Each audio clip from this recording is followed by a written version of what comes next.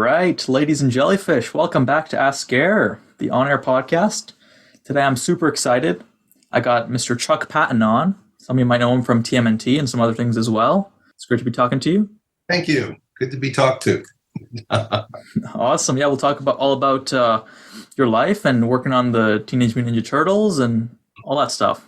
Okay, well, I'll try not to keep it boring. Sure. So let's start off with, I guess, your secret origins. Where did you start off, and how did you get into the industry? I came out of Detroit. I found that when I wanted to get into comics, that a lot of the guys who I enjoyed and loved came out of Detroit as well. I had no idea. Detroit had so many talented people that came out of it. And one or two, actually, I met one who really set me on the path of becoming a comic book artist. And who was that? That was an artist named Keith Pollard, who was famous for drawing many things, including Thor, the original artist on DC's Vigilante, Fantastic Four. That's oodles of things that Keith has done that unfortunately most people have not acknowledged, but he was an amazing illustrator. And he was gracious enough to invite me to his house when I got out of college. I knew no one in comics and took a chance and made some phone calls and wound up getting him. And he was actually working on a Conan page, a pinup that at the time I met him, and basically told me that this was my path and this is what I was going to do. He saw my artwork, gave me a lot of encouragement, had me introduced to another artist named Arville Jones, who was an artist on Justice Society.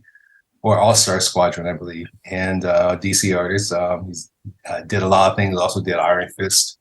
And Arville gave me some pointers, but it was Keith that really set me on the path.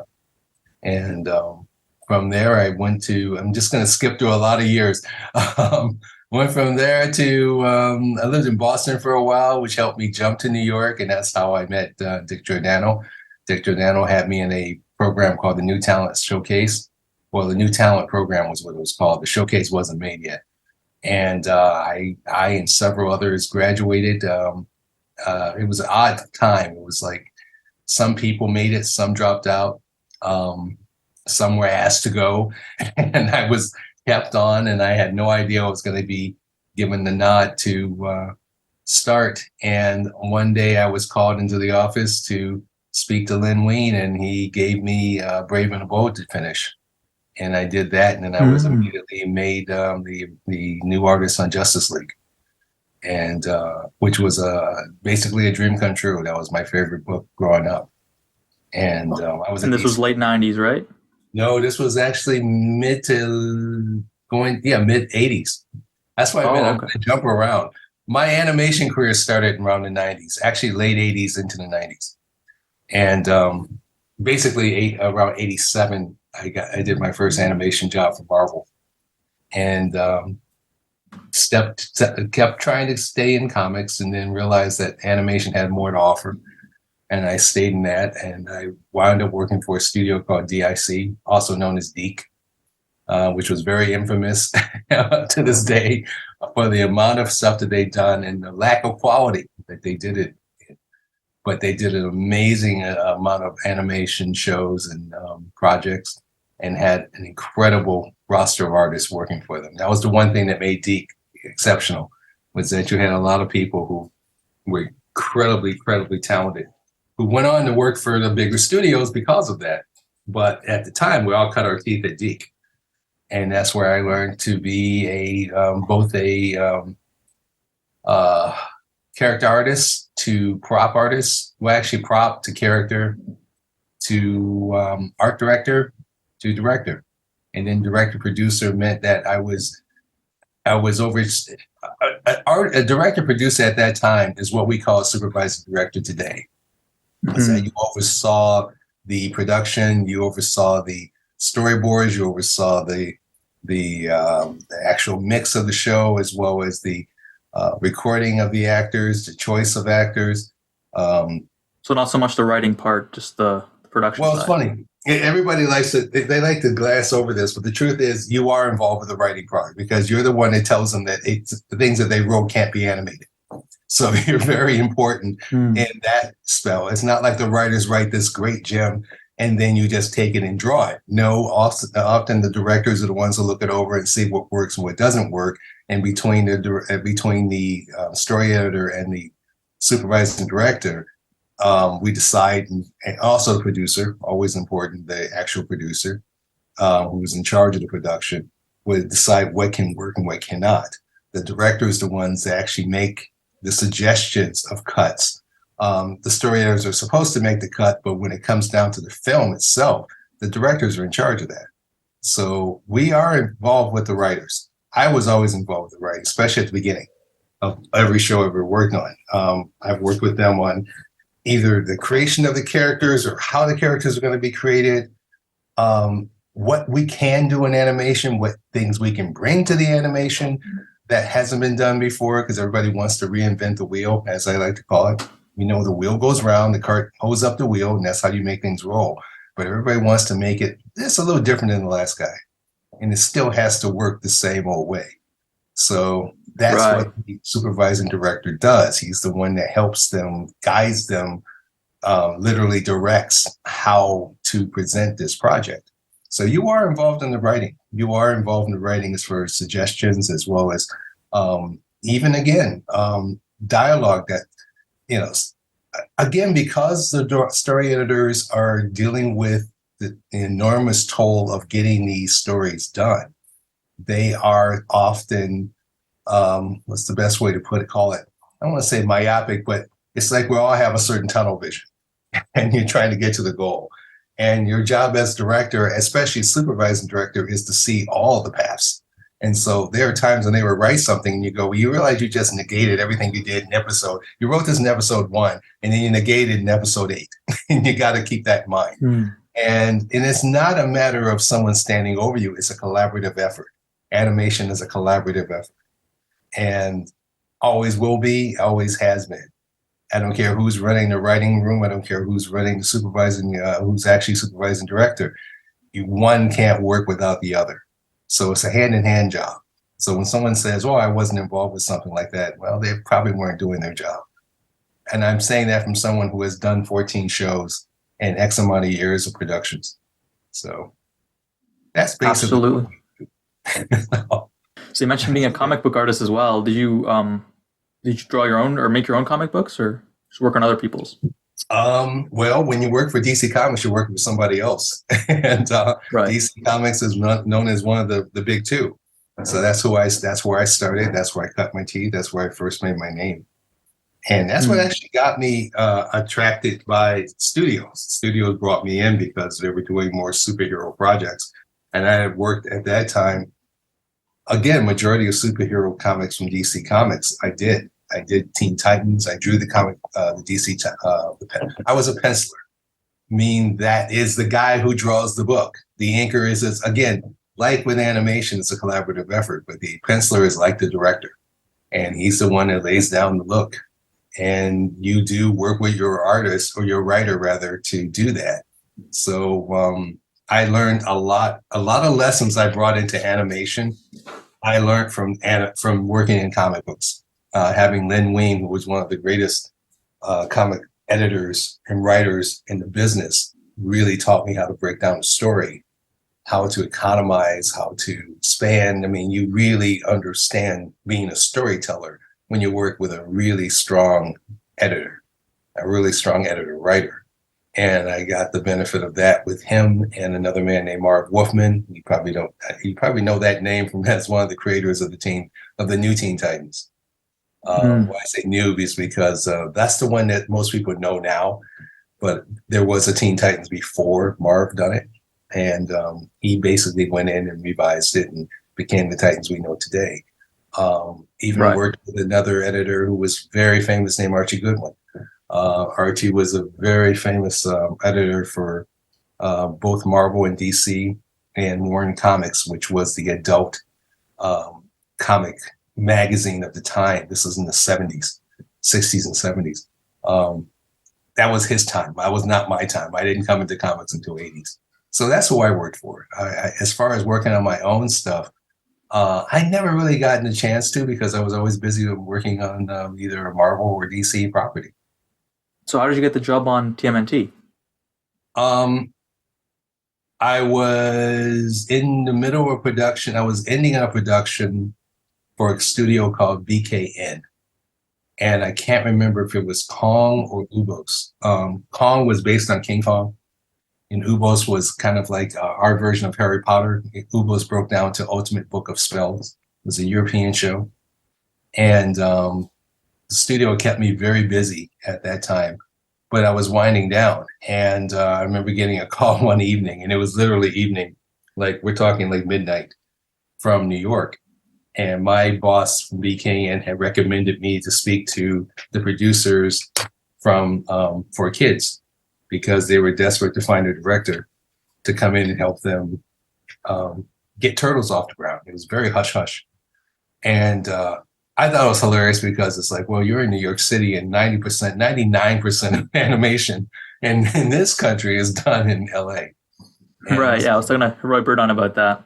oh yeah, it was very interesting. So how I got the call was literally was a phone call, and it was a 2-hour call. It was a long conversation back and forth, hearing what their problem was, hearing what they wanted, and then me basically ready to turn them down because that was when they were saying, well, if we do this production, we want to bring you to New York. And I'm like, well, why are you taking me away from where all my assets are? And assets meaning the creative talent.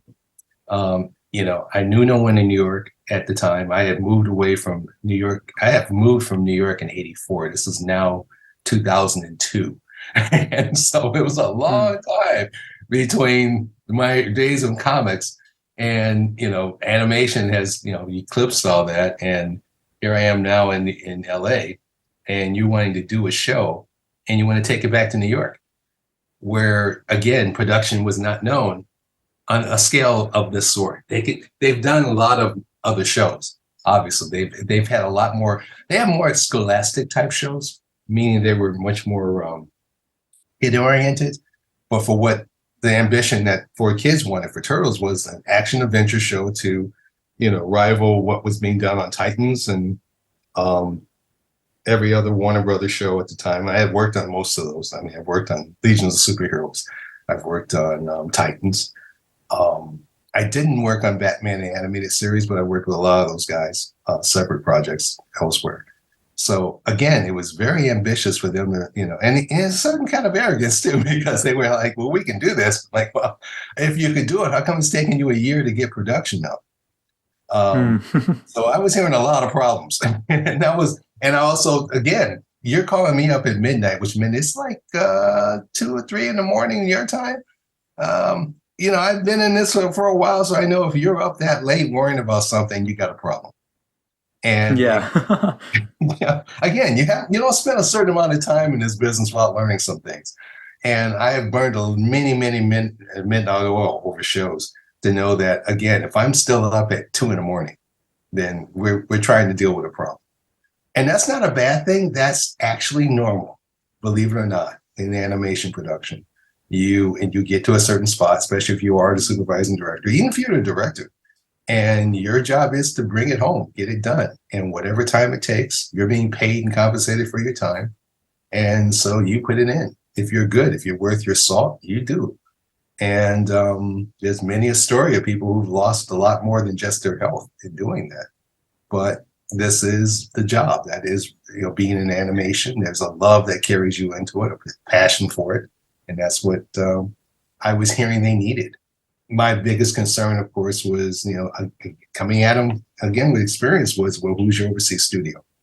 Because it doesn't matter how much pre-production we put in. If the overseas studio isn't worth their salt, this is all waste. And I wasn't about to cross 3,000 miles just to work on a waste. And they mentioned the studio, and I knew that they were good people. I knew that they were hard workers. And I knew that, all right, you guys are serious. But I wasn't going to make it easy. So like I said, I had dragged my feet because I really wasn't interested in crossing 3,000 miles or how long far is LA from New York. I think it's it's over 2,000. And just to come in on something that was going to be less than something I would have done at Deke. And they heard that. And next thing I know, they really, I was talking to Lloyd Goldfine That was the producer directly in charge of the show. I went from talking to the head of production to Lloyd. So I knew that, okay, we're moving somewhere because this is the guy who's actually going to get it done. And Lloyd, he told me later that I had him on the ropes where he was about to agree, because I was telling him again, we can get this done no matter how hard this is if we had the right crews. I knew a lot of people help here in LA, and we could have staffed it very fast, got it up and running within a month. I've done that before.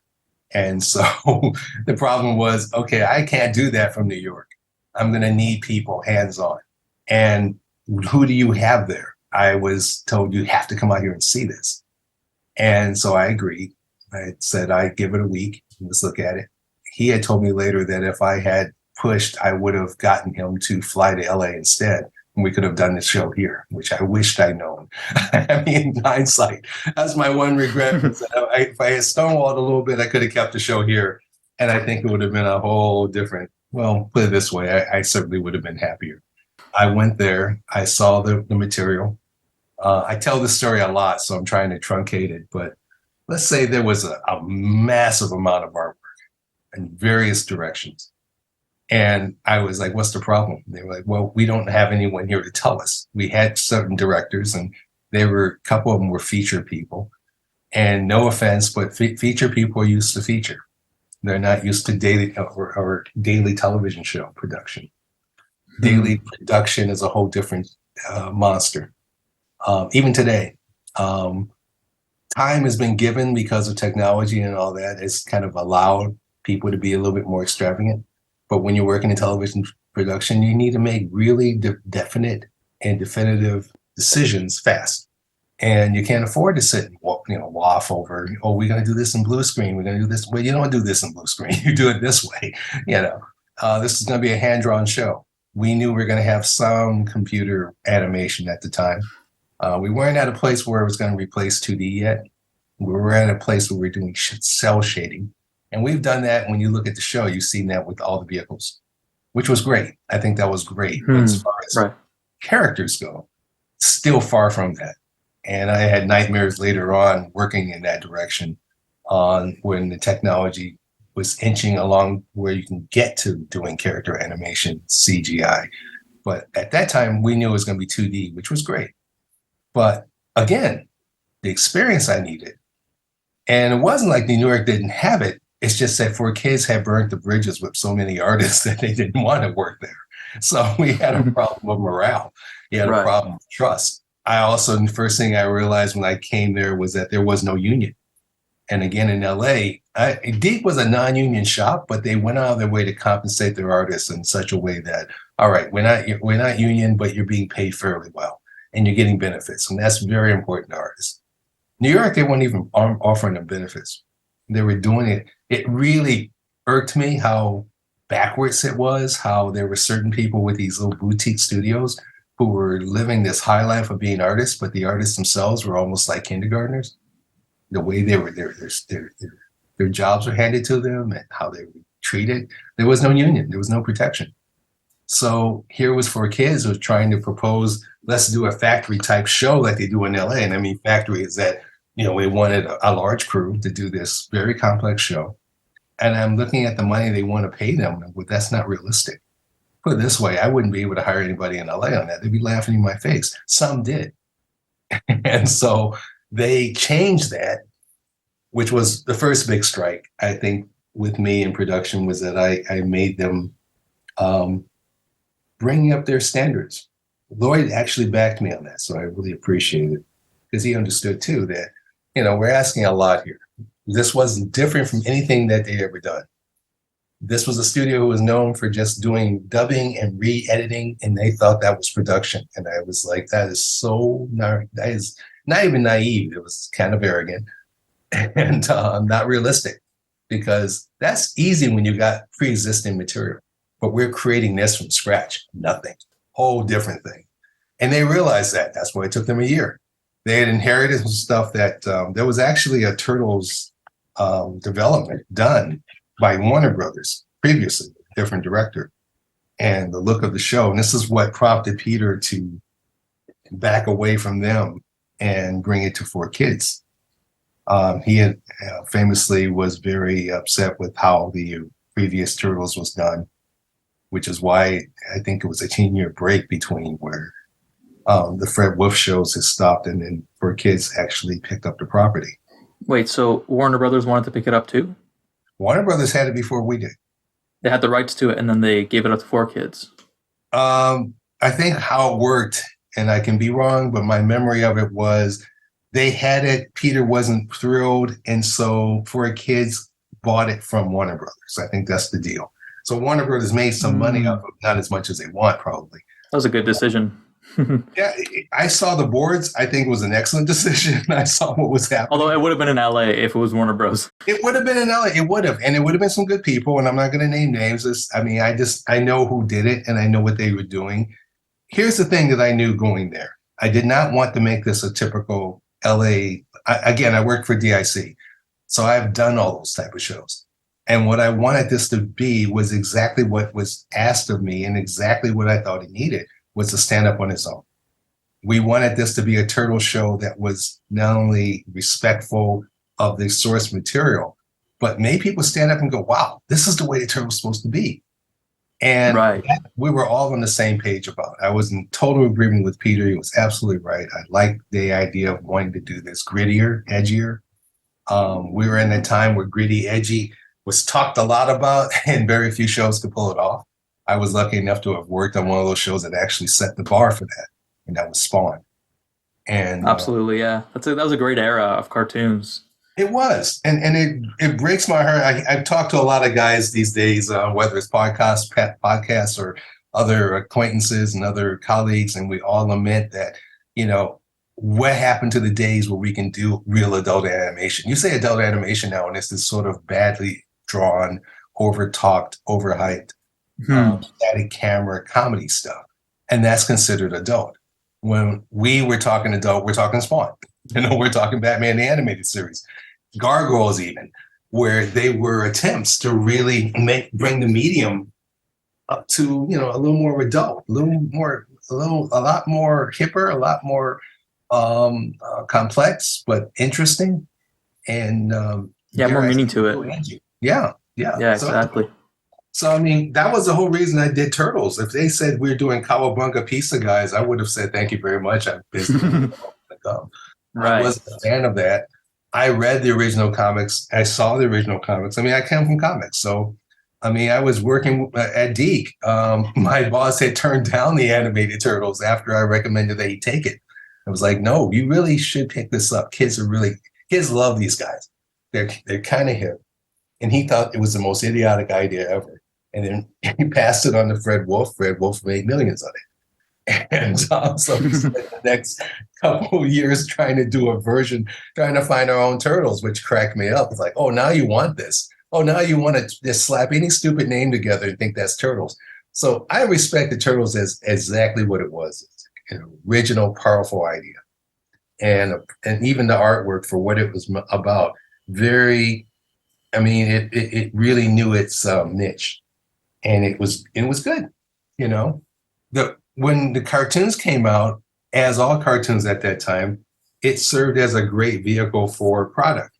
So it sold toys, which I was respectful of. I mean, I'm a veteran of G.I. Joe, so yeah, you get it. The shows are, as much as we try to be creative, as much as we try to bring a certain amount of class and style to it, they are 20-minute commercials. And Turtles was no different. But again, what was for kids proposing was anything but. Even though we're working hand in hand with Playmates, even they were like, we want the show to live and breathe for what it was or what it is. And we'll get by. We'll sell toys on this. We just want this to be good. We want it to stand out. And that was my mandate, and that's what I demanded to be. If I'm going to be brought across country to do this, and that's what I'm going to be allowed to do. And for the first year, that's what I did. I went in, took the artwork, found the stuff that worked. A lot of it, again, was all good. It was amazing the amount of work was there. It's just, again, their problem was having someone look at this and say, this can work, now let's make it happen. And that was my job. And then I found as I got into it, your own sensibilities come into, you can see great work, but you also got to see, can we have this reproduced over in overseas studio? Because it's not enough that we draw it. They got to be able to draw it. And there was so many nuances in animation. There is this theory of dumbing down shapes and stuff that you probably hear a lot. Yeah. And my problem with that is that you don't just dumb it down. You got to make it work three-dimensionally. We have to make it work with depth. You got to put interesting shapes. Many, many times I've been told, and I've learned this through working at places at Deke and Warner Brothers and BK and Film Roman, where you talk to the overseas studios and you hear their problems. A lot of guys didn't. They were just, honestly arrogant. This is the way we draw it. This is the way you got to animate it. No one sat down with the animators and said, okay, what works, what doesn't work? Let's find a compromise to make both our lives easier. Meaning you can draw what I'm looking for, but you also can consistently draw what I'm looking for. And that was my first mandate, was to go in and take, okay, let's find what works, and then let's talk to the studio about how to do this. And that was, again, as supervising director, that's your job. I was also wearing the hat of art director, by the way, because that's also an art director's job. But because of the amount of money being served, and it was a lot on the show. I know you're going to ask me what numbers, but I can't remember. This is almost 30 years, 20 years ago. But at the time, I knew it was comparable to what something in LA was being done. But I also knew that, again, we're limited with talent. We're limited with, for me to have the control to do what I know we need to have done, I couldn't bring in more directors. I didn't want to bring in more directors because we're trying to get this vision. And I also had to deal with Peter and with Lloyd to unify this. And I didn't want to have other voices coming in and, let's say, gum up the works or dirty up the water. Unless, again, they were overseas. And because they were the guys who were going to work this. So I wanted to be able to say, all right, we're going to do this with edges. And my overseas director telling me, can it be done or not? And if he says, no, we should do this with curves, then I'm going to work with the curves to get the edges that I'm looking for. And that's the simplicity I wanted in my production. Yeah, I've read a lot of Lloyd Goldfine and Peter Laird's development notes. Some of them are online. Yeah. And they're so I can see exactly what we're talking about, like the level of persistence and like quality. They didn't want to say they don't want to say yes to Playmates or the toy company or the executives at all. You can tell it was very much Peter's vision. Yeah. Oh, very much. That's what kept the quality so consistent, right? I think so. I mean, here's the thing, and I probably mentioned this before. It wasn't like it was a complete love fest. I've had situations with creators where I felt really like we're like brothers in arms and all that. This didn't feel that way, but there was a certain amount of respect. And I and Lloyd, we really had to work hand in hand. And there was a decision early on, again, from me, where you're asking about the scripts, and I'm like, honestly, I would like to stand on the outside and make suggestions, because again, I didn't want to go with their works. I knew what Peter wanted to do. There were some things that I thought was possible, and there's some things I didn't think were working. And I thought, I don't want to be in the room and get into that mix, because I'm too busy worrying about the other stuff, the actual art, how we're going to make this done. So my suggestion to Lloyd was, you deal with him directly. That way I can focus on the art and the animation. And if it doesn't work, I will use you. You'll be our wall. I always think of that as a Shakespearean term, wall. It's from one of his plays where these people were speaking to each other, but there's a visible wall who's kind of like filtering it for them. And I felt that was a good way for us to communicate without it getting too complicated or egos get involved. I didn't want him looking over my shoulder when I'm directing. He can see it that way and give his whatever opinions he wanted. It's his show. But I wanted to be free to work out things. And if he doesn't like it, we didn't do it. But I needed to work it out without having someone over my shoulder. That was also important. And considering, again, this is how I've done shows in the past, they trusted that. And that's how we worked it.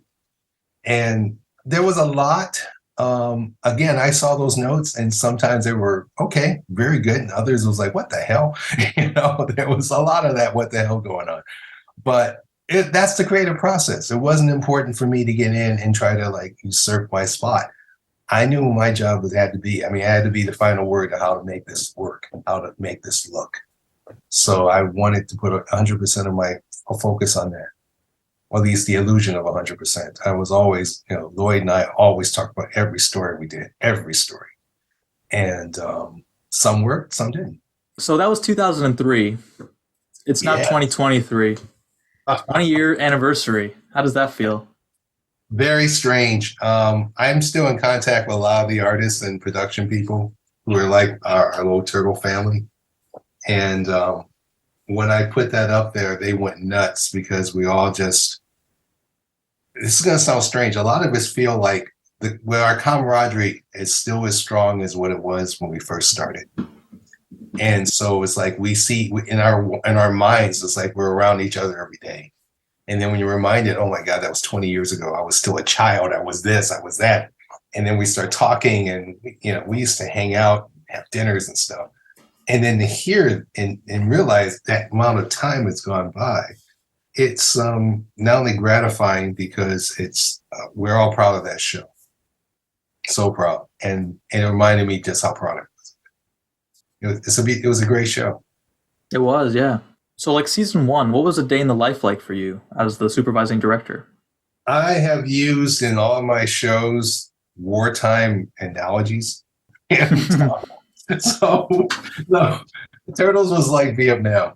It was like, it was Good Morning Vietnam. It was like we come in, we laugh, we get hit by bombs, we get shelled, we fight. We got Fortunate Son. Oh yeah! Oh hell yeah! We had Fortunate Son playing. Man, there was none of that Brian the Valkyrie shit. We were like, it was Credence, and it was blood and guts. I used to say it was blood in the ink. It was. We penciled, we worked. It was. I won't even go into the mechanics of it. Put it this way: it was an uphill fight. Because I was not only coordinating with the artists here, which I was insisting on because we needed artists in-house. But I also had my artists in LA that I had to work with. And it was at the beginning I think you talked to one of my chief artists at the time. That's how we kind of got hooked up. He talked me into talking to you. What were you talking about? AJ Jati Kumar. He was my original character artist on the show. Oh, I'm not sure. Was he the guy who, I think he commented on my video. He said he made the graphics for like season 6 and 7 or something. For the song. Well, I think he was one of the guys. I mean, put it this way, I shouldn't, but one of my artists who I'm good friends with, and he's done like 5 shows with him. This was our first show together. And, it was very difficult for him to keep up the pace with me in New York and him in LA to do what we needed to do. So I had to promote from within. And so good friends who I wanted to work on the show, he couldn't work on it, but he did have his son. And his son came on board. His godfather was my storyboard supervisor. And he was intending to bring him on anyway. But when I realized that this kid was also the son of this friend of mine who was one of the most remarkable artists I've ever worked with, and his own father was like, he's better than me. And Dad, when your father says something like that, that means something. And he was absolutely right. I wouldn't say he's better, but he is strong. He is superiorly. And who was this? This is Adrian Barrios, is the artist that was brought on. His father is a gentleman named Francis Barrios, who has worked on many shows from Warner Brothers to Disney, and good friend of mine. And he and I had the honor of actually developing 2 shows at the same time. So that's why when I was brought on, I said, we can get this done. It just need the right people. So that was the trick, was to get the right people. And so every day was, trying to get it was like a lot of plates in the air. And by the end of the day, we did it.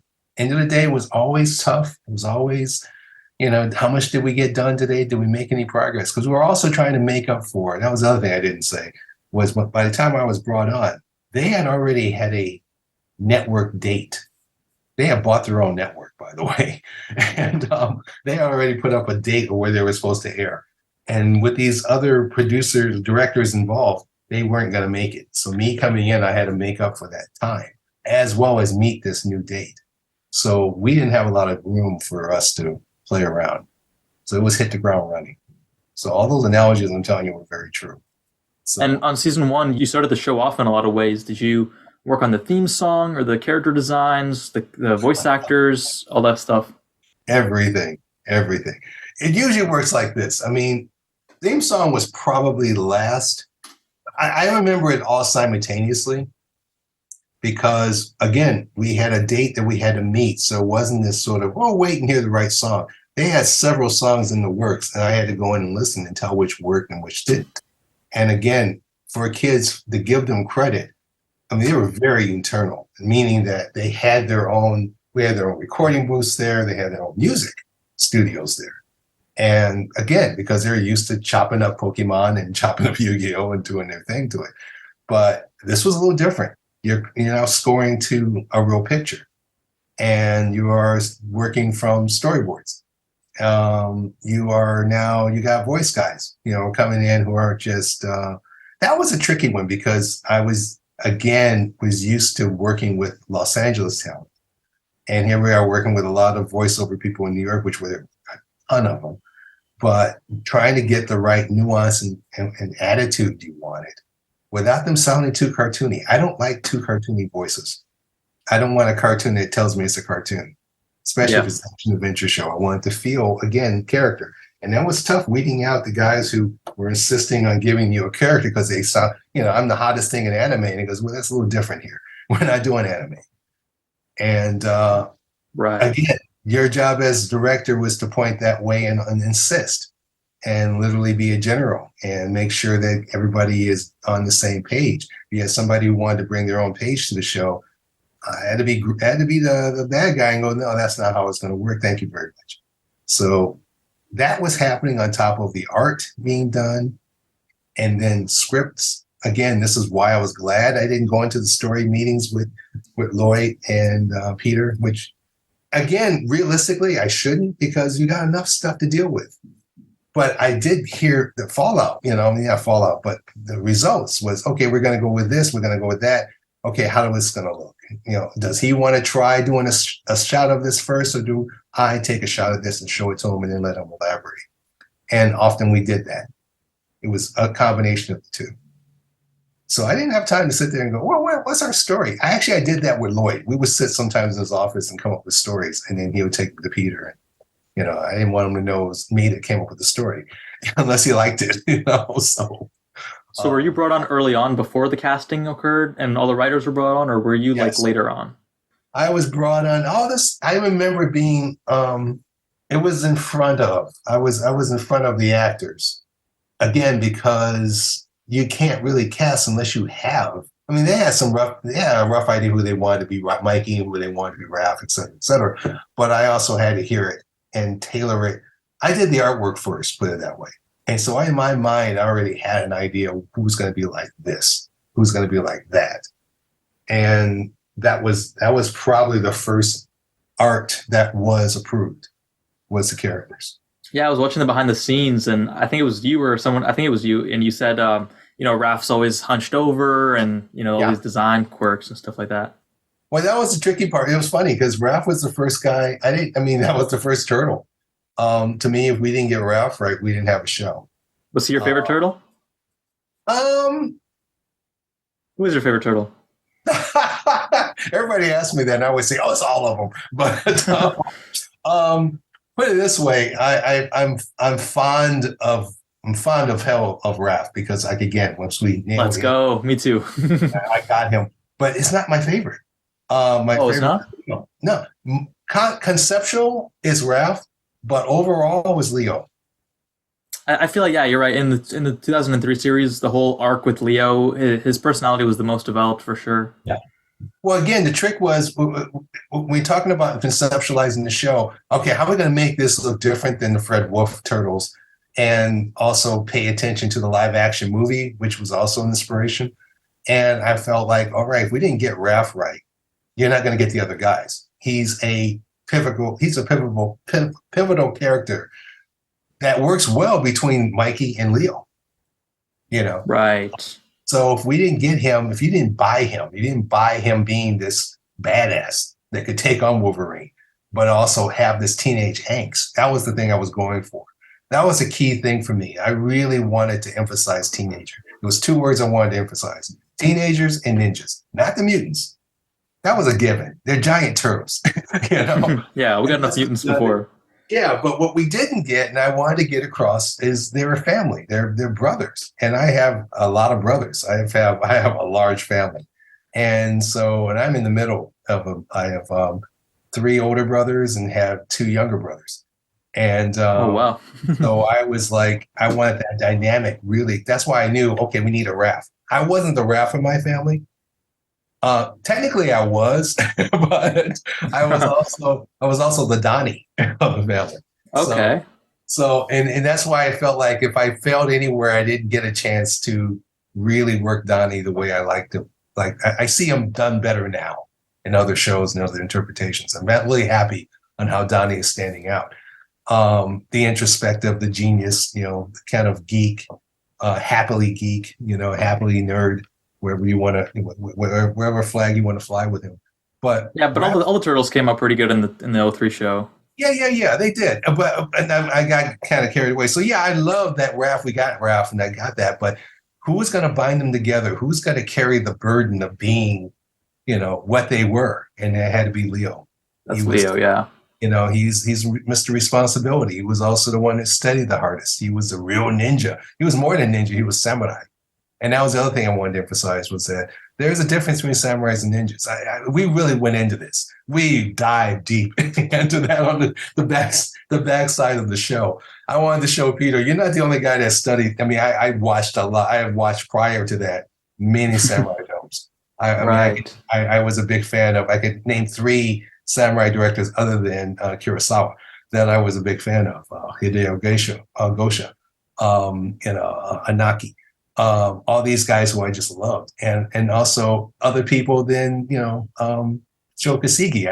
I kept telling her we're gonna Sonny Chiba the hell out of this, and so I had the guys watch a lot of these films of Sonny Chiba being a ninja and other ninja films, and I wanted to bring those elements into it. I love the Japanese side of the show, like showing all these old villages in like ancient feudal Japan. It's like a mystery world, We worked hard on that. And it's funny, I'd done a samurai shows, I wouldn't say recently, but in the last couple of years, where, the person on there thought he was reinventing Japan. And I couldn't tell him, dude, we've done all this before in Turtles. But knock yourself out. Tell everybody how much you know. All these things, all the films. He wanted to bring in Shaw Brothers. I knew all of that. I'm a martial art movie aficionado. I watch a lot of Hong Kong films. I just watched one last night with my favorite actor. And so, and you have to be careful of how much love to put into a show so it doesn't feel derogative, but also show it's inspired. And that was the thing I kept telling the guys. I don't want us to just steal something from Five Deadly Venoms. I want us to find our own version of Five Deadly Venoms. We've had very little. There's one swipe on the show that I'm very proud of, and I did it unapologetically. And that was the Akira slide when Raph does the bike. Yes. And I wanted Raph to do it. Raph had to do it. No one else could do it. It came out very well. Yeah. Thank you. I'm really proud of that. And when I was doing a Wolverine show, someone tried to do that again. I stonewalled him because I felt like what I did on Turtles was enough. I don't want to keep ripping off. I love Akira, but it's like hearing the Wilhelm scream. Once you hear it 9 million times, it stops being special. But they didn't show the what's it called, Akira? The Akira slide. Yeah, sorry, I don't watch anime, but they show in the theme song. But in the Casey Jones episode where he actually comes out of the back of the battle shell, they don't show the clip. Yeah, that was interesting. We did. I mean, there was tricks. I come from the school again at Deke. We used to cut our titles based on the episodes we had. So a lot of where was it in the first episode goes into the title sequence, which I hated. I really hated that. Yeah. I was from the old school of let's show something that we want people to think we got, and then have everybody watch the shows waiting for it to happen. Whether it comes or not, we got them hooked. But I wanted to give them something special in the titles, and we did that. So yeah, the title sequence is awesome. How much work did you put in the theme song? Was it like was it a big deal for them? Because it came out amazing, like especially the first one. Oh, totally. I mean, it was huge. I'm trying to think of who John Gansley, of who our composer was. I'm sure I'm missing names. It was Russell Vasquez or something. I'm not sure about the names. Russell, I think, was the musician, but the composer, because he played it for me. I had a ball. To answer your question, even though I'm 20 something years later, I enjoyed that process a lot. They were excited. That was the part that really got to me, was once I got there and started going and really, kind of putting the ship up on its waves, and people saw the amount of creativity went in. It opened them up. It's because they were so busy. They were so used to plugging in and just fill a gap. And sometimes they were left alone to do whatever they wanted to do. They didn't have anybody tell them, hey, that sucked. Hey, that was boring. Hey, that was cliche. What are you saying here? And here I was questioning them, and it charged them up. It got them to kind of, oh, wow, hey, our game is up. And so when we were doing the title, the first thing I told them was, it's funny you say Japanese, Japanese influence. And I'm not going to say we said we wanted to Japan this up, but I did say, I want this to have a Japanese flavor. And that's what told them, again, respect. So we went in, so even if it's a cliche, I wanted to feel respectful. So the faster action pace, when we went to we used like a samisen sound. And the fact that I can use to say that word excited them, like, oh, you know what a samisen is? I was like, yeah, duh, So, so the guitar wasn't just some rock guitar, which I think some people would normally do because it's Turtles and they rock. I went, no, always nod to them having this strong Japanese culture. Their father is Japanese. Right. I knew, going in the store, we knew that Splinter was going to be a rat. we weren't going to do the human thing. We love the idea because, again, that emphasized the mutant thing, that he was a Japanese rat. So he was very in touch with himself. So he would bring that to his son. So even though they would listen to rock or rap, it would always have for them somewhere in there that the Japanese culture would come in and influence it. So the music was pretty much that. I mean, famously, there's the sound effect that plays every time you see Shredder. That was my favorite. Oh yeah. Yeah. It's like. Well, it's just so iconic. I love Japanese No. I love the visual of it. And so when we were doing that at the end, and I specifically made his building have that sort of Kyoto castle feeling. And I went, can we do at the end? And he was like, oh, wow. So we actually went out and found one. We got one. He surprised me. I didn't know where we were going to get it. I thought we had to go hire somewhere. Yeah, I've heard that in other places. I don't know if it's like if it's public domain or if it's like to this like a stock sound effect, or is it like you guys bought it? Honestly, to this day, it was a surprise. He said it was a gift, so I don't know how he got it. And he was plugged in with a lot of musicians too. I wouldn't be surprised he had talked some friend into to Little Tokyo and found it in those theaters. All I know is it came out right, and it was a beautiful gift. It was like, wow. And that's what made everybody feel like we got a show. I had so many moments at the beginning, no matter how hard it was, when we made it, when we had this goal and we hit it, I always ended with, we have a show now. And it made everybody swell with pride that we're doing this. This is happening, man. We don't have to run it back to LA. We don't have to send this all to Korea and have it done. We can do this here. And that really was my goal. That was really, for me, the personal goal of going there was to make this happen. That's awesome. So between season 1 and 2, which you worked on, which one do you prefer? Well, season 1 was a bitch to do because it was coming from nowhere. Season 2 was harder because we had to maintain it.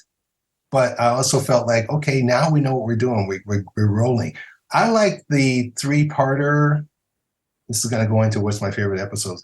I don't have City at War? Because I love that episode. Yeah, the one where Leo gets beat up and they have to fight. I love that because It was that wasn't City at War. That was Shredder Strikes Back. Or Shredder Strikes. Yeah, yeah. That to me was important because we knew we were going to do this multi-part arc, and we had to build it. And I wanted to be sure that we did this.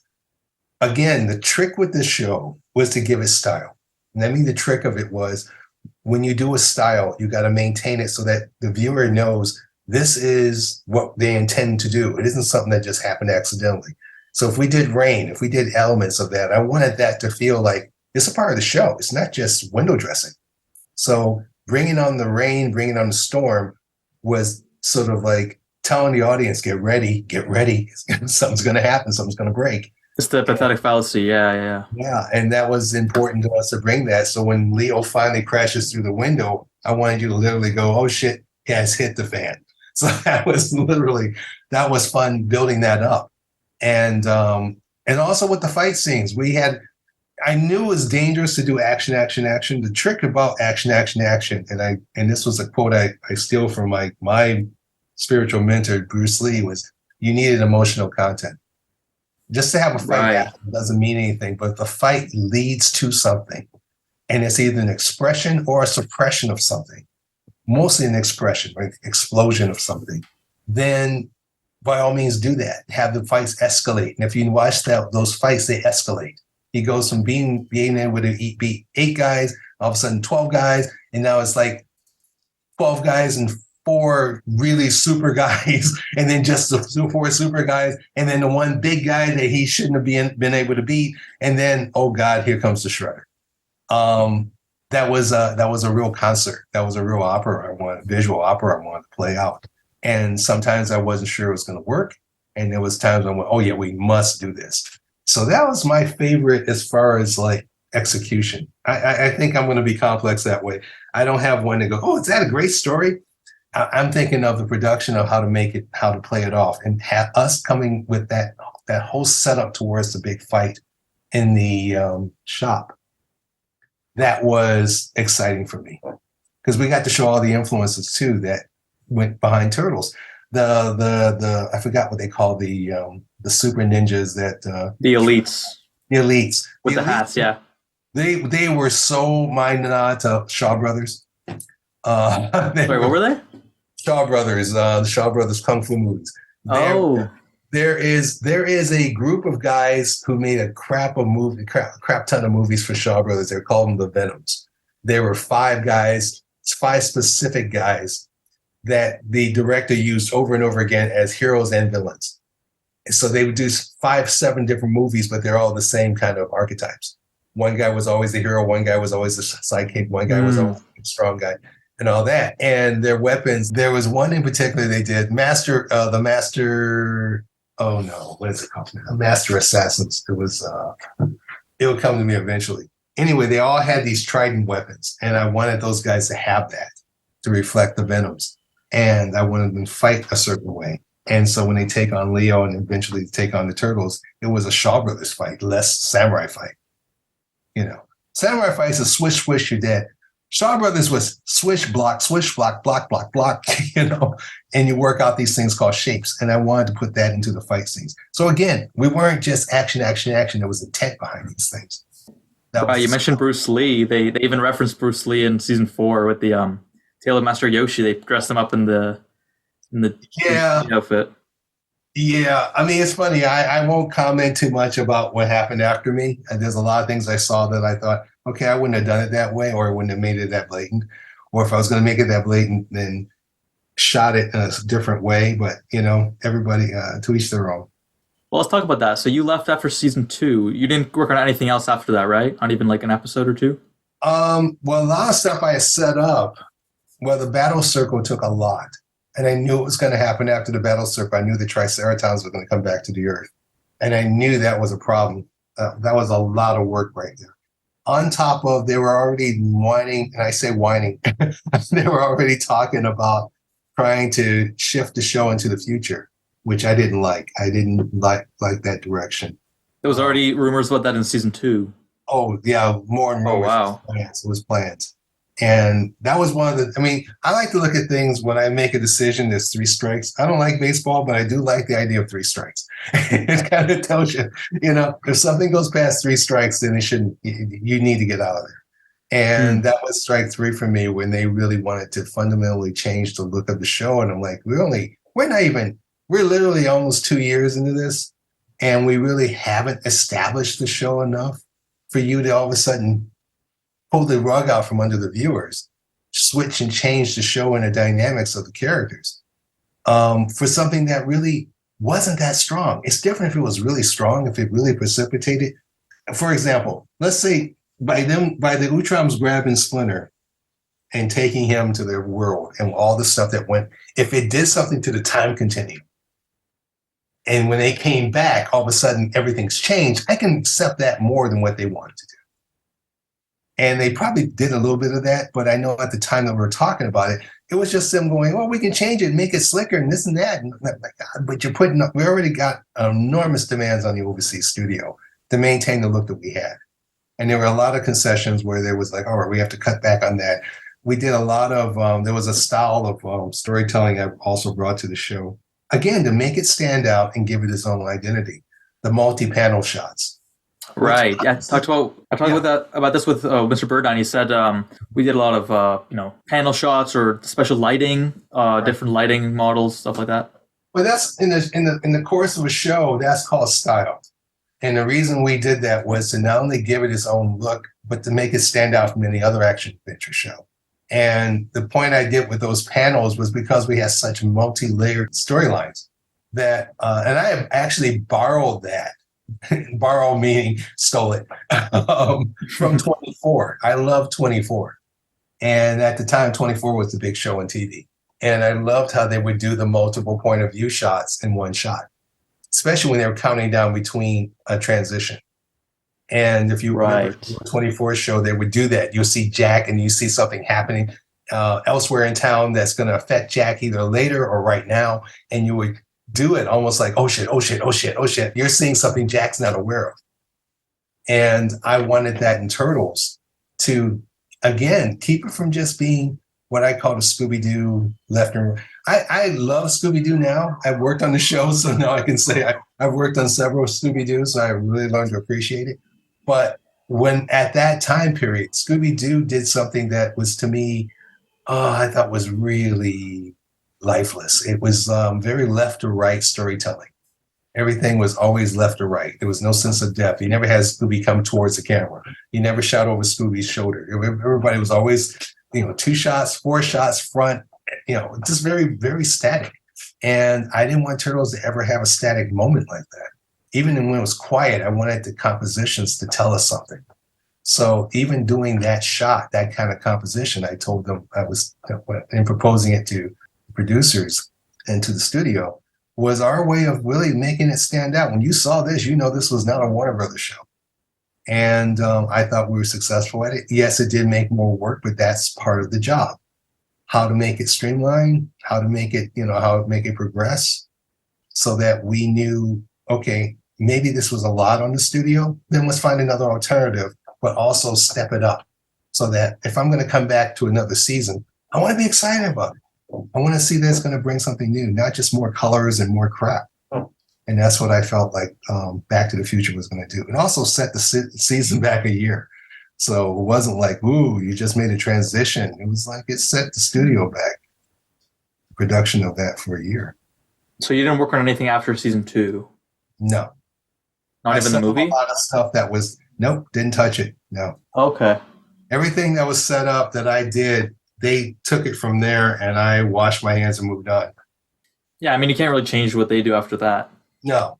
And if you don't agree with it, then I don't think you should, I don't have the right to come in and be a part of it if I'm not a part of it. So this is the way they wanted to do the show. And I felt like, all right, I made my say, I made my stamp, and that's it. Yeah, but I mean, for the most part, I think it was a pretty good show. I mean, the last 2 seasons, we can debate that, but like at least season 3 and 4, I thought were pretty great. So how did you go about leaving? What happened there? I won't go into a lot of details of that other than say that it was unorthodox. It wasn't because I was just tired. like I said, it was three strikes. It was one, changing the show after we had worked so hard to establish it one way. And then it was like a switch. And I wasn't privy to, I mean, there was many times I would go to the producer and say, hey, what are we doing on numbers? Because I was concerned that, are we failing? Foxbox was its own thing, and we were carrying the ball for it. And I was told we was doing well, but I also want to know how we're doing against competitors. I would also push them to, hey, let's put this show up for an Emmy. Let's put it up to get some notice. Let's get some recognition on the show, professional recognition, as well as more PR. And yeah, why did I never get that? Because they were, honestly, they were so, how to put this nicely? There was a certain arrogance that what they did, as long as it pleased them, they didn't care. And yet they kind of wanted to be recognized. And I thought that, well, you're not going to get recognized if you continually if you're not willing to compete, then you're not going to get recognition. If you're not going to put the show up and talk about it next to the other shows and encourage having talk about it, encourage criticism, encourage reviews, encourage, PR to emphasize it, you're not going to get people to talk about it. Just because you bought the network doesn't mean anything. And yeah, I mean, on one hand, like an Emmy wouldn't have hurt to promote it, but I think, Emmy like, especially enormous. It's great PR. Yeah, I mean, looking back at it though, maybe they wanted it to be more underrated, which it has been. I mean, not a lot of people know about this show for some reason, but I mean, it was a great show, but it remains sort of like a unknown, like a diamond in the rough. Well, no one goes out and saying, hey, I want to be a success and stay an unknown. Nobody says that. Right. You want to be a success so you can either remain unknown, sure, but you want that success to continue so you can do that, because you're not going to be able to stay unknown unless you're controlling it. But nobody does that with the idea of, oh yeah, we just want to be the little guy. No, you don't buy a network to do that. And also they were talking about spinning off new shows, and I had talked to them. At least I tried to talk to them about spinning off Usagi Yojimbo, who I loved. I loved. Mm-hmm. Comics completely. I love the comics. And its tie-in with the Turtles, I thought, was a perfect example. No, they went for crash test dummies. That should tell you something. It was like, and when I saw the crash test dummies and the work on it, I thought, this is really embarrassing. Wait, what do you mean by crash test dummies? Well, they spun it off into their own show. They wanted to do a show on the crash test dummies. And when you look at it compared to Turtles, or even look at it compared to Yu-Gi-Oh!, it was kind of an embarrassment. It wasn't much of a show. It wasn't really strong writing in it. There was no strong characters, just the crash test dummies kind of crashing into things. But there was no storytelling. There was no real style to it. There was no style to it at all. And I went, this is the show you're going to spin off and have Turtles is carrying this network, and you're going to bring crash test dummies into it. And I saw that and went, you don't even want to talk to any of us. Even whether you don't have to talk to me, talk to someone else. Another artist or another creator to bring in some, style to it. That, they saw it as quick and cheap. They had a toy deal with it, and they went with it. And I thought, okay, that's tough. I mean, again, I saw Turtles as carrying this entire ship, and then you're supposed to have this other show to kind of give it a break, help it along. And you brought in this very weak, almost like a scarecrow to prop it up on. And I thought, that's not good. So I thought, seeing that, to me, the Fox box was very limited. And then Turtles was, then you wanted to put all these changes on Turtles to kind of make it look special and new every time. And realistically, on a animation production level, that's a lot. You don't switch gears in the middle of the path. Again, it was 2 years, but we put in 2 years work within a year. I don't know if that's getting across to you, but wait, 2 years work for which season? But this is for both seasons. For both season 1 and 2 was basically done in the time you would do one season. Oh wow! Yeah, we really. Yeah, I heard it wasn't the traditional like 6 to 8 weeks. It was, you guys had like way less time. It was very bare bones.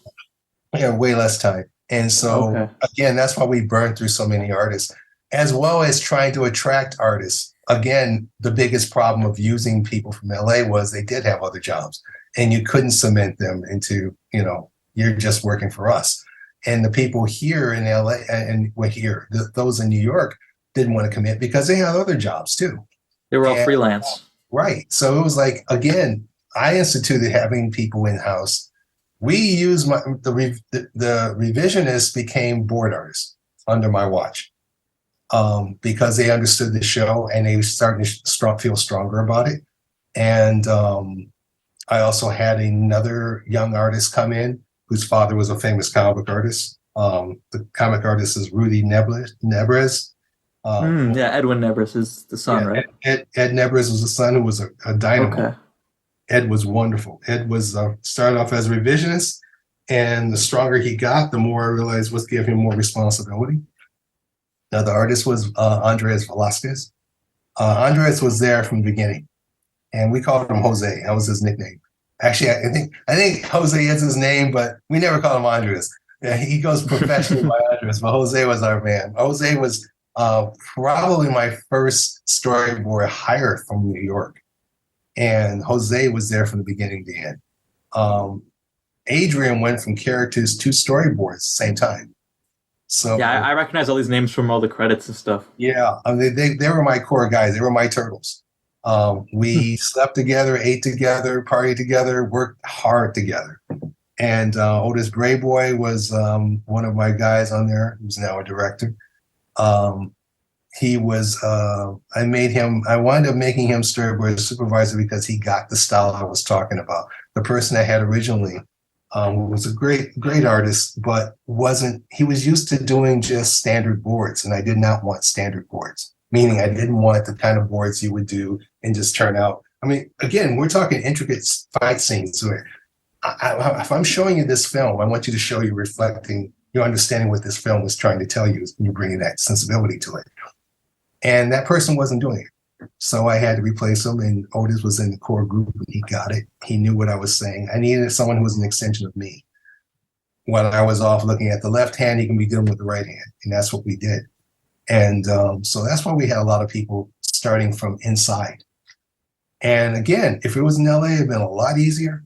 It wasn't. And even the people who were good in New York, the amount of work that we're asking to. I once had an artist tell me on the show that this was way too much work than he was willing to invest, which I thought that's an interesting way to tell someone that you don't want a job. And so that was kind of stuff we had to put up with season one. And like I said, we slipped into season two, that was still carrying all the stuff of season one. So to me, season one was 1 and 2. There was no seasons break in there. So you've obviously seen the whole show, I assume, right? When you say seen the whole show, what do you mean? You've watched the episodes. Well, you mean the episodes I did? Yeah, of course. You mean after that? No. Oh, you haven't seen them? Well, put it this way. I'm not invested enough to watch them to see what happened. I mean, I saw everybody does this, and I'm being honest. When you leave something, you do want to see what they've done. You want to see if they maintain what you've done. You want to see if they've done it better, if they brought something newer to it. Part of that is ego. Part of that is being responsible. This is your baby going onto the world. To me, it's like as much as I wanted to divorce myself from it, I couldn't. It was still my show, you know? I mean, realistically, honestly, the artists were calling me up a year after I left the show to tell me what was going on. And I had to always tell them, look, it's a new regime. I wouldn't have done it that way. You're used to what I'm doing, and you got to go the new way. It doesn't matter if I like it or not. This is the way it's being done. What you can do is, from the things I taught them, is bring something, always try to go for the exciting. So if they're going, again, using numbers, if they're going for 6 and 7, push it to 9 and 10. And then let them get it down to 6 and 7, but push it up that far and show them where they can go. 9 out of 10, they're going to go what you're doing. So don't let this knock you down. Use this to elevate yourself. Use this to push further. So the way you see it, they changed a lot of things that you wouldn't have done? I've seen a lot of things that was changed that I wouldn't have done. That was one of the reasons I left, because I wouldn't do it. So you have seen the episodes, or just like a behind the scenes? I've seen some episodes and not enough. I didn't watch it. Here's how I'm taking your question. I didn't watch it every day to see what they've done, but I would come back and see it and went, okay, that's enough for me. And I moved on. By season, especially season 3, I saw, and then I saw changes in 4. And that's when I went, okay, Now, as far as 3 goes, I wanted to see the transition of the Triceratons because there was something about those ships that I really liked. I liked how they did that. I didn't think they were going to pull it off. I didn't like the original designs anyway. I mean, the comic book designs, I really thought they were tough to deal with as far as scale goes. And they were complex and very detail-y. And again, to me, animation is about shape and not about overly detail. So I wanted to make sure that they pulled it off. Dong Wu did a magnificent job in pulling it off. And so I wanted to see if they kept that up. I was worried that they were going to change that. And they didn't. So in season 3, when you saw the Triceratons, that worked out the way we designed it originally in season 2. So that was good. Then I started seeing changes in the Turtles. Don't even ask me about the Pupils. I won't even go into Yeah. I asked Mr. Burnham about that. That was pretty funny. I'll put it this way. That was the first thing. That was a mandate from the beginning that we knew we weren't going to do. Because again, you look at the comic books, they didn't have Pupils. I don't know why they did that. I guess it was because of the 2007 movie. I'll be honest with you. Sometimes you get people making creative decisions who weren't creators, and they didn't have a great argument. Other than that, they had numbers. In other words, they had a lot of people in the room going, yeah, let's do that. Well, then ain't no real aesthetic on how silly that's going to look. The only time we did Pupils was when we did them as kids, because to my mind, they have not made their ninja bones yet. They haven't become superheroes, so they're still children. So when they're wearing the mask, yes, let's do that with Pupils because they're just kids.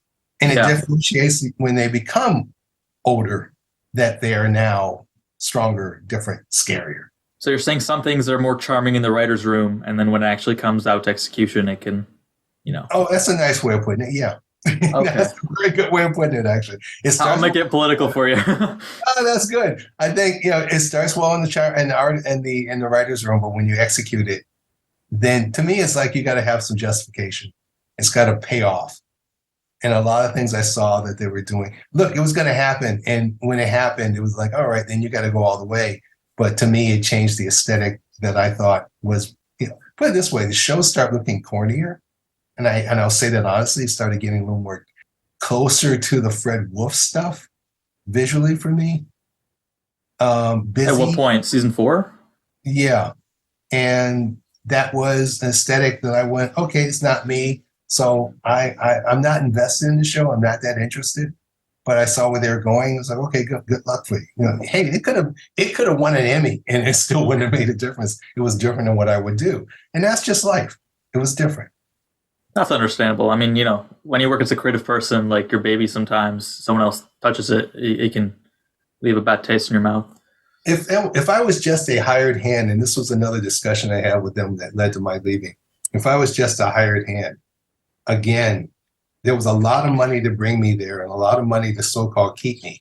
And then all of a sudden, when they start trying to impose on that creativity, impose on their mandate, like even the way I was living there, they wanted me to move to a different apartment, close my apartment here in LA, make it very permanent that I was in New York. And I went, that has nothing to do with my performance here. Why are you getting involved with that? And I thought, okay, if that's going to be a problem, then we are going to have a problem. And the funny part, you asked, how do I leave? And this is the part where, I'm going to say it out loud. It wasn't done orthodoxly. It was done unorthodoxly. I thought we were in discussion. Next thing you know, discussions that ended. They had changed I have never had anybody do this. They changed my contract. And I went from having a guaranteed 3rd season to I'm done at 2nd season. And I looked at that and went, okay, I'm not going to fight this because I'm not going to work for people who work like that. I don't do that in LA, and I'm certainly not going to do that here. And there was no reason for me to stay there. That was the other thing. If I was going to live there, you saw the climate in New York. If there wasn't Turtles to do, there was nothing else for someone like me. It wasn't like there was a rival studio. I mean, here in LA, if I leave Warner Brothers, I can go to potentially anywhere. Whether it was DreamWorks, there was so many studios that have come and gone. But at that time, you had Warner Brothers, you had Deke, you had Disney, you had Cartoon Network you had, which was different than Warner Brothers in a lot of ways. You had all these separate studios that you can go from one to the other. You had those there in New York, but they were smaller and a lot more, again, the climate was really, to me, very anti-artist. There was no protection, no union.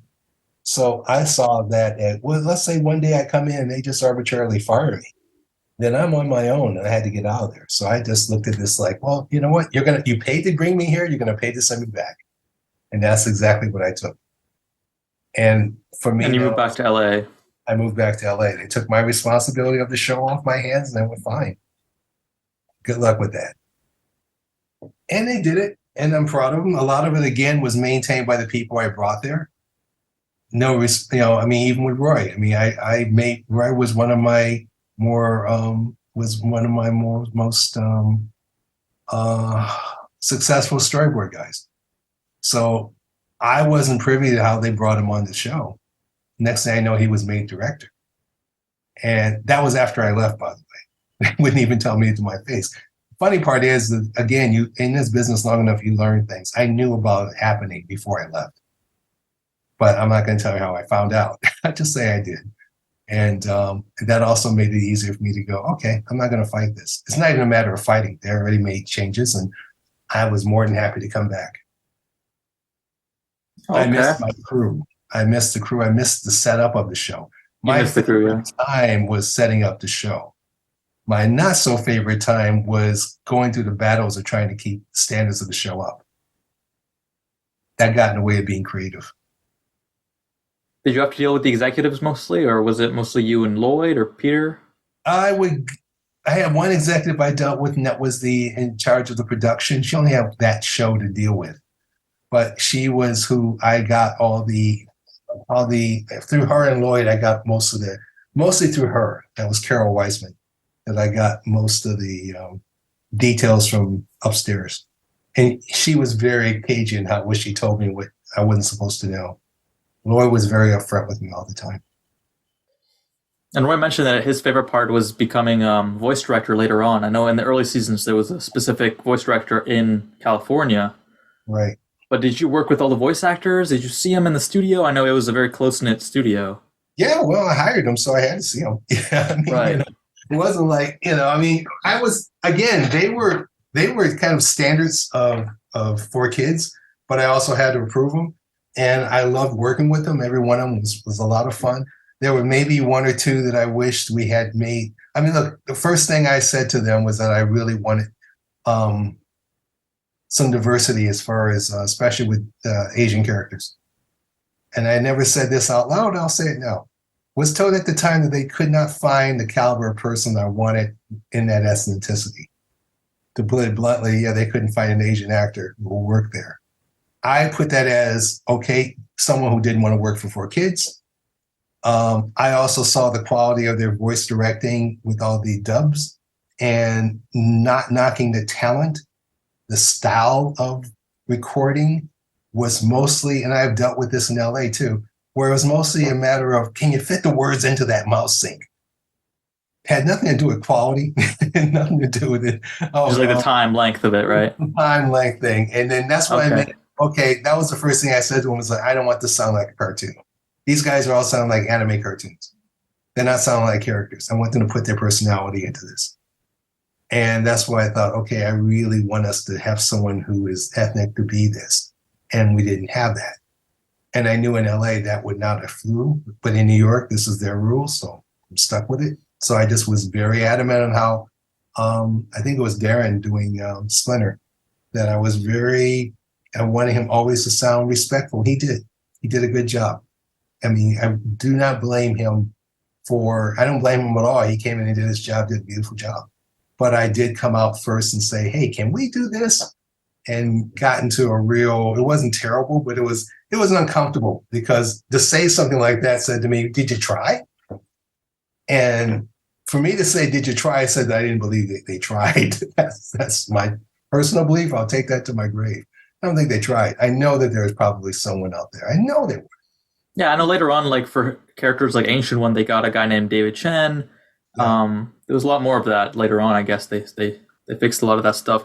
Was there a specific actor, maybe among the four turtles, that like was your favorite, or?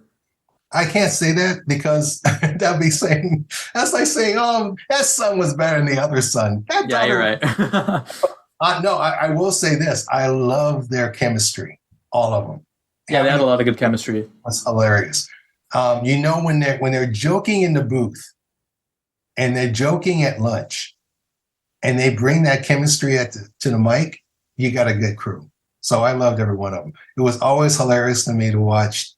Well, again, all three, all four would just play off each other.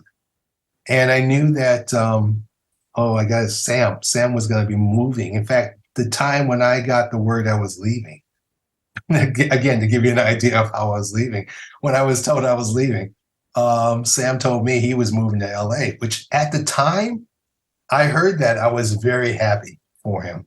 I was happy for in fact, that was one of the things when I had my our turtle sessions, which meant this is when me going out to dinner with the turtles. We spent a lot of time together, a lot of time.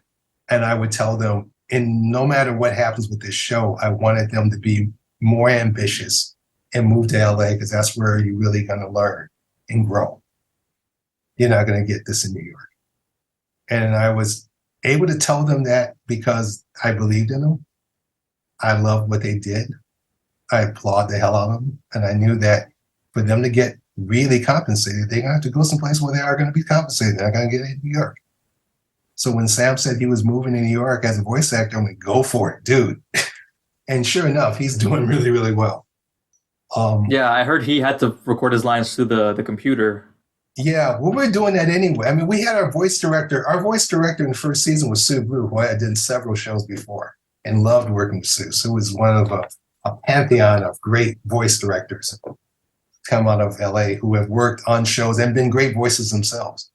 And Sue, she and I had talked extensively before I left, and she knew how I worked. So it was great having her, even though she was over the phone and directing these guys. It was almost like she was there with us. Because again, the Four Kids way was so, and not to knock them. I mean, I am grateful for the opportunity they did, but everything was through their funnel of how they did things. And to get them to get outside that was tough. And they were used to doing it their anime way, very fast and furious. Even the editor had his own way of doing it, where I was like, okay, I got to watch you do your cut. I can tell you what to do, but if I wanted to play with anything, forget it. All I can do is try to inspire him to kind of get to where I was. And I wasn't used to working like that with an editor. In other words, the editors were given a lot more carte blanche. And, but that was their way. And that was a system I had to live with and deal with. As far as the voice directing goes, I was always in the booth. I had to be, because we were doing this old school. Now, it's funny, I heard what someone has said about, normally you have your, this thing already recorded. Most of the shows I did in the 80s and 90s, the timing was so bad we had to do the boards first. So it was very rare we had the recordings done before the actually went to the board. So to me, that's been normal. So it was easier for me to come in with my storyboard and know how, and we had scripts, of course, but I knew how to tell them how much action they had because we already had it drawn out. Have you seen new takes on TMNT on Turtles, like the 2012 show or Rise? Yes, I have looked at that. I have looked at that because I was curious what they did. I'm also looking at, hey, what's the new techniques these days? I think it's funny that I had heard from somebody behind the scenes like, well, our show is so much better. And I saw a lot of what they were doing, what we had done. And I thought they did Triceratons again. They did the Utroms. They did a lot. Right. And I was sitting there cracking up. It's like, okay, well, one thing I knew, well, Peter wasn't involved. Now it's Kevin, who I really wanted to work with on the show. I everything I've heard about Kevin, I really thought we were going to have he would have been a lot of fun to work with. But again, their situation, and it was already discussed, I guess, by Lloyd or with Roy, that Peter was in sole control of the show by the time when I started. And Kevin was not involved at all. He was basically paid off, from what I understood, and which was fine. Okay, that's their deal. One less voice to deal with. But I think aesthetically, I thought that Kevin would have been a lot of fun to have on the show. So I'm seeing what they're doing, and I know that Kevin's behind the scenes there, and I'm like, well, it's funny because it's the same thing we already solved in 2003, and the action is better. Of course, it will be. It's 20 years later. Of course, you guys can. A lot of the board guys have learned a lot from anime. They have learned a lot and from Storyboard Pro. We were doing our shows on paper, by the way. We were just barely getting into Storyboard Pro. No, I don't think we even had Storyboard Pro. I think it was all paper. So, technology helps a lot. I'm very, very, very, very blown. I'm blown away, but I'm impressed is the word. I'm impressed with what they've done. The looks of the shows are fun. And of course, and that shouldn't be something I would do. I'm impressed that they made it work for them, but it does crack me up that they're trying to make it sound like, oh, we broke new ground. It's like, that's the same thing, man. It's the same influences. It's okay. Are you talking about the 2012 show specifically, or the newer one? They're all looking at one after the other. They're all looking, because you look behind you to see what the other guy did, and then you're going to up your game. That's how it's played. That's okay. That's life. That's the point of the adaptation, right? It's part of the and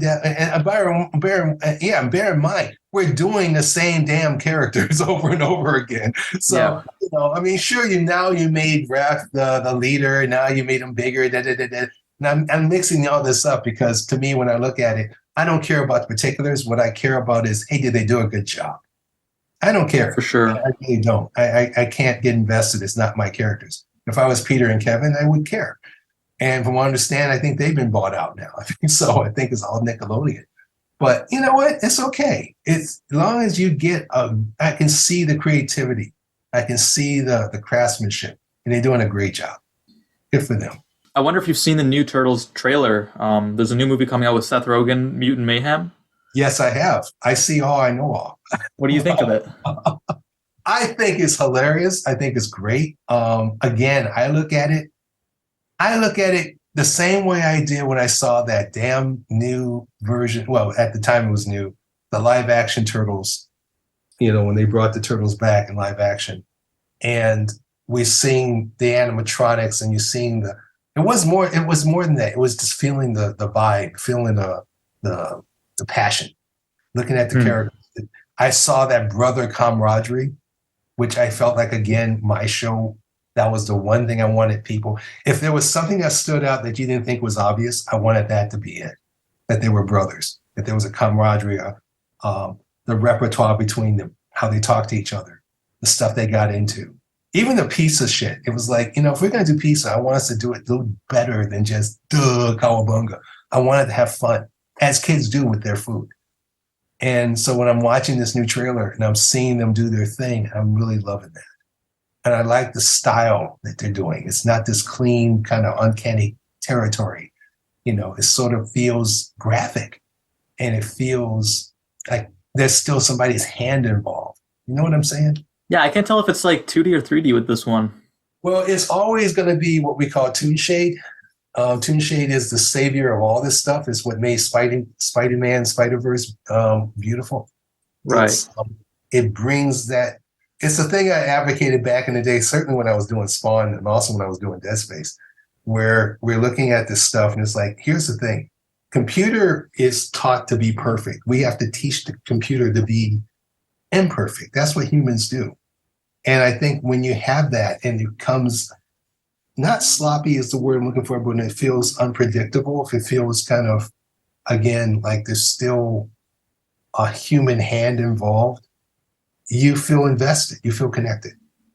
If it feels perfect, feels so smooth, it makes you feel uncomfortable. That's where uncanny valley comes from. It's so slick, it makes you feel kind of odd. Mm-hmm. And when I look at that Turtles, it's like, oh, this is so cool. It's so scratchy. It's kind of funky. It's kind of it's computer, but it has that 2D sensibility to it. And I love that. So I think of all the ones, this is the one I'll probably really enjoy. Yeah, I felt the same way. Just to finish up here, are you working on anything new right now? Nothing I can talk about. I'm sorry to say. Okay. Nothing big either. It's just that I'm kind of in a transition in life where I'm like, okay, whatever I do, and I've said this to my guys for years, that one of the several things my crews would say, I always kept telling them, like, look, you got to keep it fun. And, somewhere on the line, you got to do something you believe in. And I like to think that I'm working up to something like that, but I can't talk about it because in talking about it, you jinx it. So sounds exciting. I can't tell where it's going to go. I can't tell you. And that's the other thing too. When it comes out, you're going to go, that's what it was. He's like, hey, just trust me that if I enjoyed it, that's all it was about. But that's where I'm at right now. Absolutely. And do you want to plug anything, or where can people find you?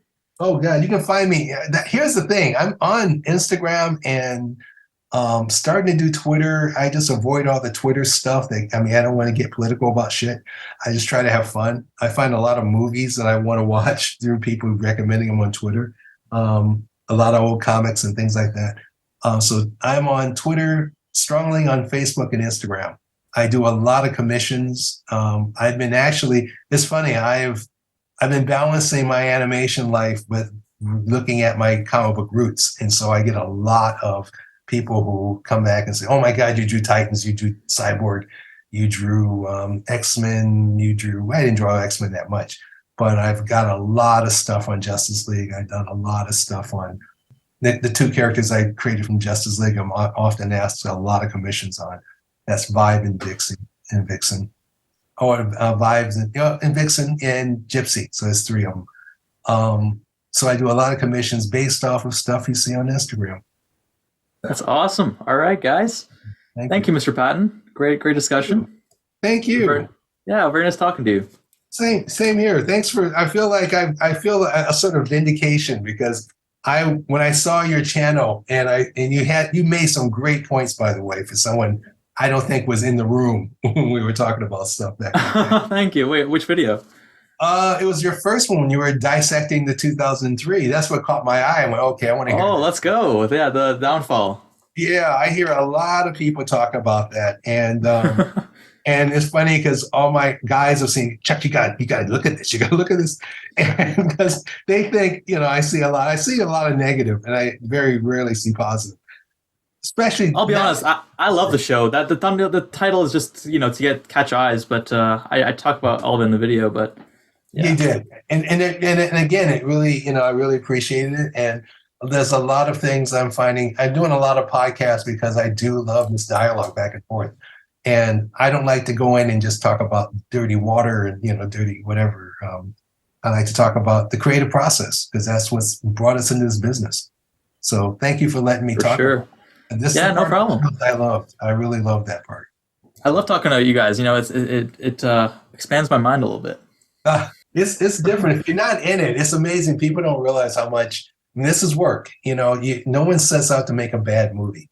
And if it goes bad, you don't realize that sometimes in the worst movies is when people did the greatest work. Unfortunately, the money or the powers that be won't allow it to be more than what it is. But, always talk to the creators and get their take. So I appreciate you giving me this opportunity. I really thank you. For sure. Thanks for teaching me a lot. I'm going to be a up and coming writer-director one day. So awesome. Hopefully we can work together. I just saw Scorsese was just yelling at kids going, go out there and make your movie. So that's what I'm saying to you. Go out and make your movie. Don't listen. Just do it. Just do it. Make a mistake. Who cares? Do it. Thanks very much. You're welcome. Chuck Patton, everybody.